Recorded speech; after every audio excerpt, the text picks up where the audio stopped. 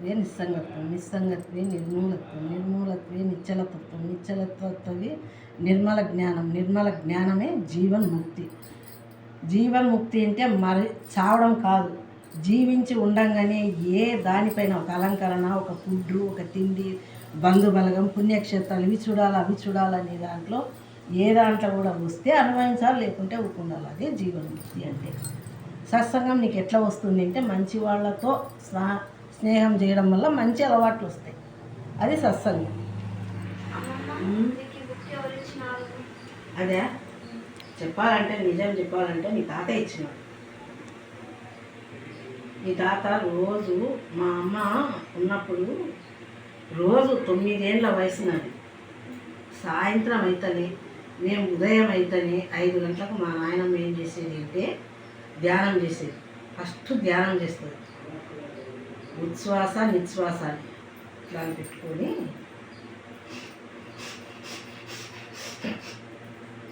ఉచ్ఛ్వాస నిశ్వాస, రేచకం పూరకం, లోపల రావడం బయటికి పోవడం, అట్లా ఆయన ఒక గంట సేపు శివోహం అంటే వాళ్ళ గురువు చెప్పినటువంటి మంత్రాన్ని ఉచ్చరిస్తూ ఆ శ్వాసలో ఆ మంత్రం నింపడట్టుగా, నోటితో కాకుండా.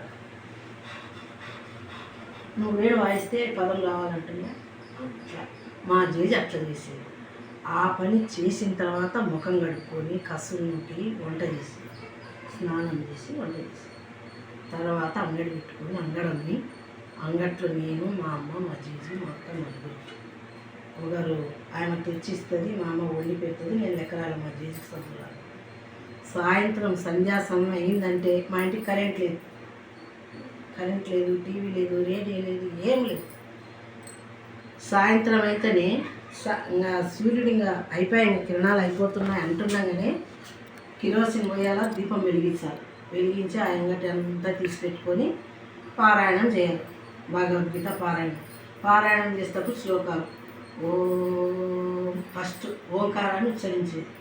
ఓంకారం ఉచ్చరించడం వల్ల ఏమవుతుంది అంటే ఈ స్థలం, మనం ఉండే నివసించే స్థలం శుభ్రం ఓంకారం ఉచ్చరించడం. అందుకని దాన్ని ప్రణవం అంటారు. ఓ ఇట్లా అంటారు, ఎవరు ఇట్లా అంటారు, నేను మాత్రం ఇట్లా. ఓ ఒక్క నిమిషం సార్.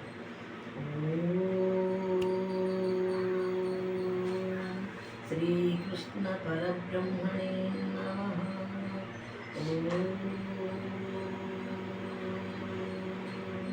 గురు బ్రహ్మం గురు విష్ణు గురుదేవో మహేశ్వర గురు సాక్షాత్ పరబ్రహ్మం తస్మై శ్రీ గురువే నమః అంటే అక్కడ గురువు ఎంటర్ అయినాడు. ఓం అగజానన పద్మార్గం గజానన మహర్నిశయం అనేకదంతం భక్తానం ఏకదంతం ఉపాస్మహే అంటే వినాయకుడు ఎంటర్ అయినాడు. అగజానన గజానన, గజానన అంటే ఏను తలకాయ ఉండేది వినాయకుడు. అప్పుడు ఈ అన్నిటికీ ఆయన విఘ్నాలు రాకుండా చేసేవాడు కనుక వినాయకుని ఆహ్వానించినాం. ఫస్ట్ గురువు ఆహ్వానించినాను, ఈయనకు సహకారిగా వినాయకుని ఆహ్వానించినాం. తర్వాత శుక్లాం వరదరం విష్ణు శశివర్ణం చతుర్భుజం అంటే 3 దేవతలు. శుక్లాం భరధరం విష్ణు శశివర్ణం చతుర్భుజం, భుజాలు 4.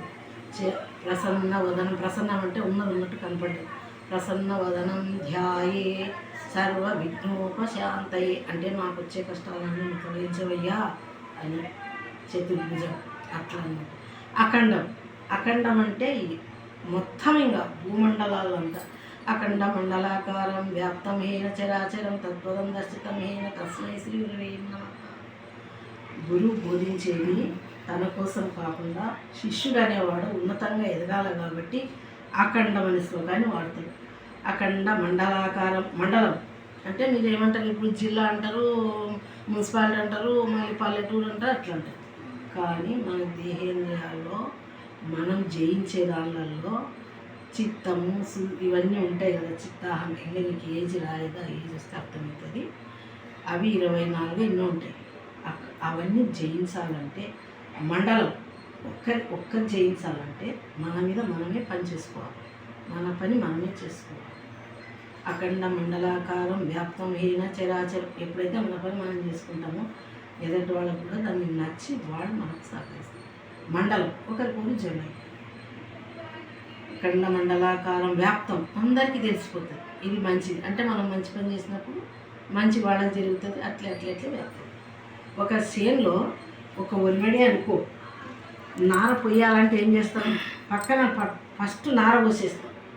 ఆ నార అనేది ఇంత పైకి వచ్చిన తర్వాత మళ్ళీ పొలంలో ఆ నార తీసుకుపోయి వేస్తాం. అట్లా మనం చేసే పని వల్ల తెలియాలంటే, మంచి పని తెలియాలంటే చాలా టైం పడుతుంది. మనం చేస్తేనే వెంటనే మనకి ఫలితం రావాలనేది అనుకోకూడదు. ఇప్పుడు మనం చపాతీ చేసుకోవాలనుకుంటుంది, దానికి ఎంత టైం పట్టింది, అనడానికి ఎంత టైం పట్టింది, చపాతీ అనడానికి ఎంత టైం పట్టింది, చేసుకొని తినడానికి ఎంత టైం పట్టింది. మన ఫలితం అనుభవించడానికి కూడా అట్లే ఉంటుంది పరిస్థితి. నువ్వు పుట్టినప్పుడు ఎంత ఉంటావు, మా కాళ్ళకే ఉంటావు, ఇంత అయిన తర్వాత ఇంత అవుతావు, తర్వాత ఇంతకన్నా మా కాళ్ళు రావు. అయిపోయిందా పెద్దగా అవుతావు, దొక్కులాడుతావు, నడుస్తావు, అప్పుడు ఏం చేస్తావు, సగం ఇంకా కొంచెం పెద్దగా అవుతావు, చేత పట్టుకో, ఇంకా కొంచెం పెద్దగా అవుతావు, నడిపించుకో పాయి అని. అట్లా ఇది ఎట్లా అంటే నీకు వెంటనే రిజల్ట్ కనిపించదు. ఒక విద్యార్థిగా ఒక సంవత్సరం చదువుతావు, ఫస్ట్ ఒకటో తరగతి పోతుంది అని, అప్పుడు ఏం నేర్పిస్తావు, నీకు ఏబిసిడీలు వాళ్ళ తర్వాత నేర్పిస్తావు. ఏమో నేర్పిస్తే ర్యాటు క్యాటు బ్యాటు నేర్పిస్తావు. తర్వాత ఏమవుతుంది, దానికి స్పెల్లింగ్ అడుగుతావు. తర్వాత ఏం జరుగుతుంది, తర్వాత రాయింటారు, తర్వాత నాకు చెప్పు అంటారు. అప్పుడు ఏమైంది, ఒకటి చదివా రెండువా అట్లా బుక్ చదివి వాటికి వస్తుంది. అట్లా చెడ్డ పని అనుకులు అనేది ఒక్క నిమిషం ఉంటుంది, కానీ చెప్పింది వినమ్మా, నేను చెప్పేది నీ మంచికే, నాకేం కాదు అనడానికి 2 నిమిషాలే సరిపోదు. అట్లా అందుకు మంచి చేయాలన్నా చెడు చేయాలన్నా దానికి మనమే మూలం. మనమే మానవుడే మాధవుడు. ఎట్లయినాడు మాధవుడు అంటే ఇవన్నీ జయించినట్లు, గుణాలు త్రిగుణాలన్నీ జయించినప్పుడే త్రిగుణాతీతుడు అవుతాడు. అప్పుడే మాధవుడిగా మారిపోతాడు. మాధవుడు మారాలంటే మన వయసు కాలము ఎంత పడుతుందని చెప్పలేదు. అందుకని చిన్న వయసులో నుంచే, గర్భంలో నుంచే రావాలి, శిశువులో నుంచే రావాలి. ఇన్ని చెప్పిన నేను ఒక్క పిల్లకు కూడా దుఃఖ గడవలేని కాదు. మీరు పెరిగి పెద్ద అయినా 10 మంది ఎట్లా పెరిగి పెద్ద అయినా, ఎవరి పిల్లలు వాళ్ళు పెంచుకున్నారు, వాళ్ళు పెద్ద అయినారు. ఇప్పుడు నువ్వు చెప్తే